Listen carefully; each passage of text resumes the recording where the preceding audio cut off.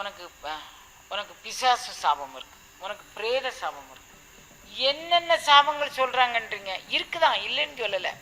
நம்ம இங்கிருந்து போன உடனே அவங்க சொல்லக்கூடிய ஏய்யா அந்த சாபமெல்லாம் இருக்குன்னு தானே உன்னைய பார்க்க வந்திருக்கோம், ஒரு நிவாரணம் சொல்ல மாட்டியா?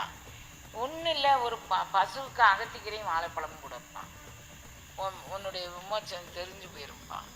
ஒரு சிம்பிளா ஒன்று சொல்றேன், ஒரு தேரை பிடிச்சு இழுப்பான். அது மாதிரி ஏதோ ஒரு சின்ன சின்ன உபாயங்கள் அதை சொல்லி நம்மை நாமே விடுதலை பண்ணிக்கலாம்ல. ஒரு சின்னதாக 1000 பேருக்கு அன்னம்பாளிப்பு செஞ்சது, ஒரு அரிசியும் ஒரு அந்த பேர் என்ன வெல்லமும் கலந்து ஒரு எறும்பு புட்டில் போட்டோன்னா 1000 எறும்பு அதை திங்கும். 1000 பேருக்கு அன்னம்பாளிப்பு. வயிறு நிறைய தானே அன்னம்பாளிப்புனுடைய இலக்கு என்ன? வயிறு நிறையுது. லட்டு வடை பஜ்ஜியா இல்லை, வயிறு நிறைவு தான் அன்னம்பாளிப்புடையது. அது நம்ம ஒரு எறும்புல கொண்டு போய் ஒரு அமாவாசை உங்களுக்கு எப்போ முடியுதோ அப்போ கொண்டு போடுங்க.